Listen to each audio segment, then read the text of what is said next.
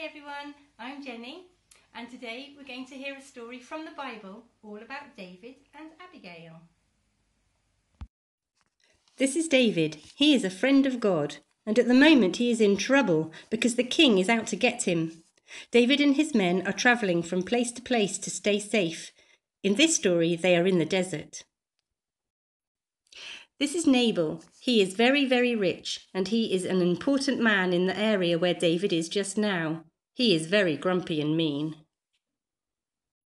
This is Nabal's wife Abigail. She is very beautiful, intelligent and kind.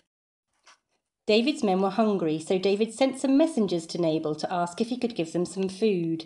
David's men had always been kind to Nabal's men, so David thought Nabal might help them. But Nabal didn't want to be kind to David. He said he had never heard of him and didn't see why he should give him anything at all. He sent David's men away.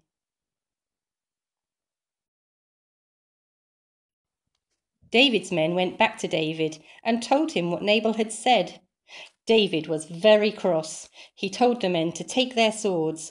They were going to fight Nabal. Nabal's servant was worried about how Nabal had spoken to the messengers. He knew there was going to be a big fight if he didn't do something. So he went to see Abigail and told her everything that had happened.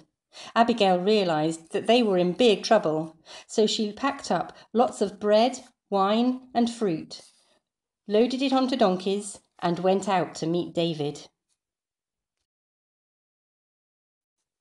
As Abigail rode along, she saw David and his men. She got off her donkey and lay down with her face to the floor. She said to David, "Don't pay any attention to that silly Nabal. Don't get into a big fight. He's just not worth it. Please accept all this food I have brought for you and your men." When Abigail got home, she told Nabal what had happened, and he was so cross and shocked that he fell down dead. Just like that. David was very glad that he didn't have to fight, so he took the food and went back to the desert. When David heard that Nabal had died, he sent a message to Abigail to ask her to marry him, and she did. Well, that was an exciting story, wasn't it? It was all about David and Nabal and Abigail. Now, why do you think Abigail was so important in the story? Well, it was because she stopped a big fight. She was a peacemaker. And do you know, God designed us to be peacemakers too.